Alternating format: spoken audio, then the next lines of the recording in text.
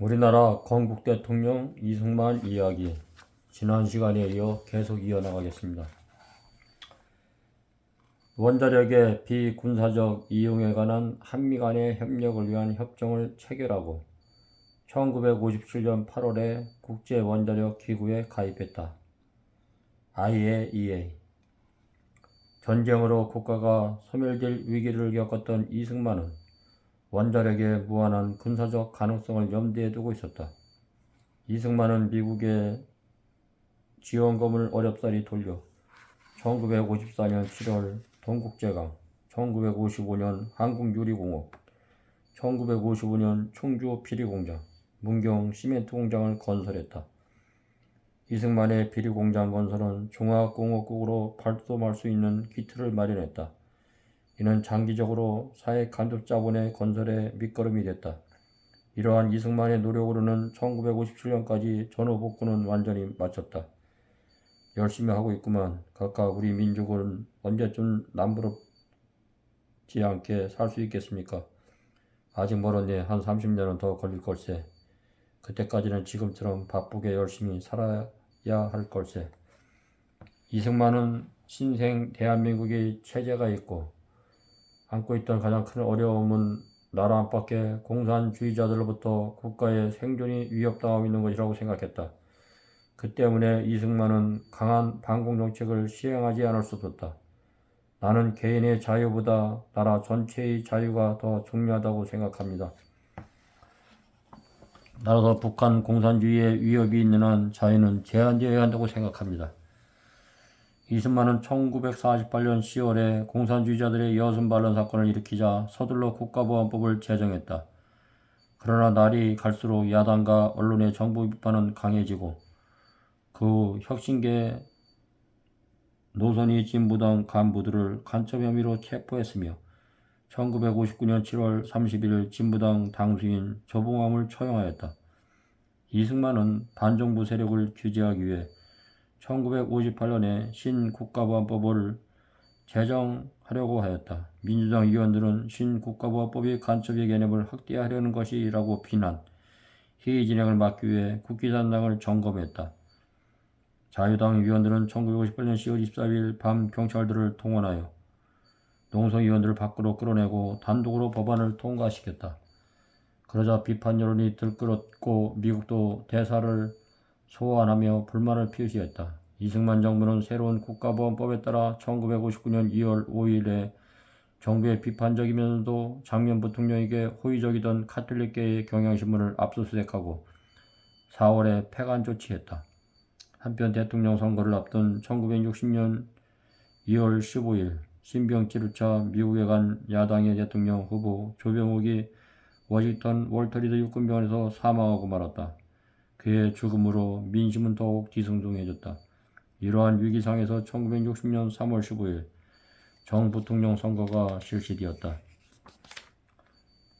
선거 결과 대통령의 이승만, 부통령의 이규봉이 당선되었다. 그러나 3일 후 선거는 부정선거 논란에 휘말렸고 결국 4.19 학생이후로 발전하였다. 이 과정에서 경찰의 발포로 사망한 민간인 수가 100명이 넘었다. 또한 정부가 시위에 의해 공산주의자들이 개입했다고 발표하자 국민의 분노는 더욱더 커져갔다. 국민 여러분, 불순물자의 선동에 넘어가지 마십시오. 확인해 봤습니까? 네, 오래전부터 준비했던 것 같습니다. 이번 선거가 이기붕 깨끗한 선거라고 발표했지만 소용이 없습니다. 각하 미 대사가 면담을 요청했습니다. 부정을 보고 일어서지 않는 민족은 죽은 것이나 다름없지요. 만나봅시다. 이승만은 하야 성명을 발표하고 사임서를 국회에 제출했다. 본인 이승만은 국민이 원한다면 대통령직에서 하야하겠습니다. 이승만은 27일 경무대를 떠나 이하장 사저로 거처를 옮겼다. 허정 가도정부에서 이승만 대의에게 휴양을 위해 잠시 하해에 다녀올 것을 권유했다.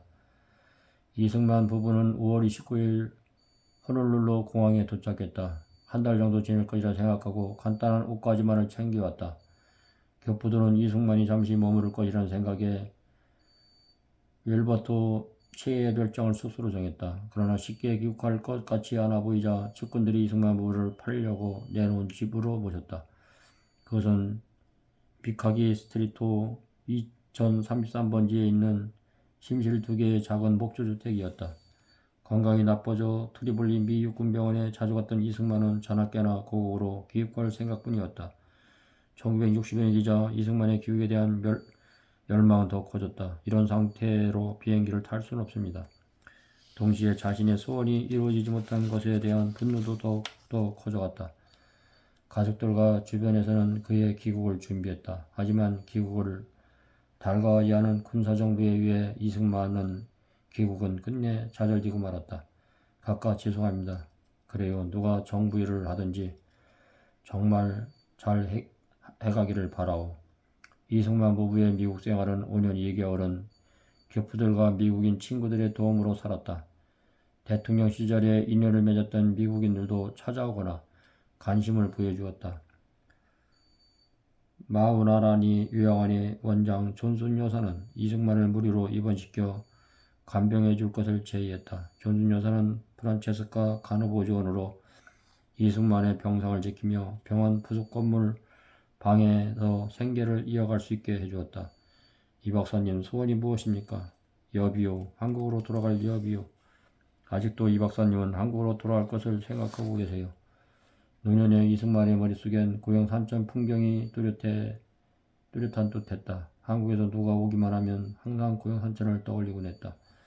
지금도 청량리 밖에는 누런 벼이삭이 굽이치고 있는가. 언제 다시 그들 보고 죽을 수 있을런지. 한국의 국부였던 이승만 전 대통령이 쓰러졌습니다. 1964년에 들어서면서 이승만의 병세가 크게 악화되었습니다. 뇌에서 출혈이 심하게 일어나 급히 퀸즈병원을 옮겨서 응급처치를 받았고 그 사실을 호놀룰루 방송 등 하위 언론들이 자세히 보도하기도 하였다. 그러던 1965년 7월 19일 0시 35분 이승만은 조용히 있음을 거두었다. 이승만의 유해는 20일 오후 고인이 세운 한인 기독교회 안에 안치되었다. 하와이의 모든 방송 매체가 애도 방송을 했다. 그리고 수많은 미국인 교민들이 애도를 표하기 위해 모여들었다. 1965년 7월 23일 이승만의 유해는 C-128 미군 수송기에 실려 꿈에도 잊지 못하던 그의 조국에 들어왔다. 자신이 평생도록 사랑하던 동포 곁으로 마침내 돌아온 것이었다.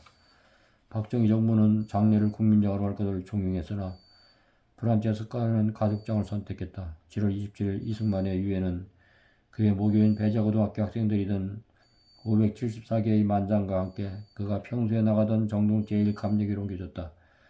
자동차 편으로 동작동 국립묘지까지 갈 예정이었으나 거리에 인파가 너무 많아 차량 운행이 불가능했다. 문구행렬은 무려 7시간의 도보 끝에 동작동 국립묘지에 도착 연결식을 마치고 이승만은 국립묘지에 영원히 잠들었다. 나라는 약했지만 이승만은 강한 지도자였습니다. 이승만의 국제적 중요성이 얼마나 컸나 하는 것은 그의 유학생 자격으로 미국 땅을 밟은 1904년부터 하와이에서 죽은 1965년까지 뉴욕타임스에 게재된 관련 기사만도 무려 1256건에 이른다는 사실로도 알 수 있습니다. 이승만은 대륙 문명권에 속했던 우리 민족을 해양 문화권으로 확실히 편입시켰습니다. 다시 말해 이승만은 문명적 사적 전환을 주도한 인물이었습니다. 또한 이승만은 전 한반도의 공산을 막은 자유민주주의였습니다. 우리 대한민국이 오늘날의 자유와 번영을 누리게 된 것은 구한말부터 형성되어 온 문명 개화의 꿈을 꾸기 위해 차원에서 실현한 개혁파 지식인 이승만의 공로였습니다. 이승만이 그처럼 어렵게 만들어 놓은 토대 위에서 대한민국 국민과 그 지도자들은 오늘날 자유와 번영을 일으켜낸 것입니다. 우리나라 건국 대통령 이승만 대통령이 없었으면 우리나라는 공산화되었을 것입니다. 지금까지 이승만 대통령을 유튜브를 통해서 방영했습니다. 우리나라 건국 대통령 이승만 대통령의 지도력을 다시 한번 상기시키면서 대한민국이 결단코 자경화되어서는 안됩니다. 4월 10일 선거 굉장히 중요합니다.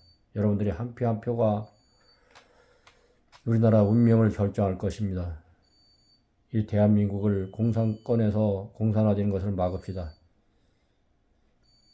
지금까지 유튜브 방송을 신청해 준 여러분께 감사하며 가족의 화평과 또 영육간의 강건과 하시는 모든 일들이 주님의 크신 사랑 안에서 대박 나시길 간구하고 기도합니다. 감사합니다.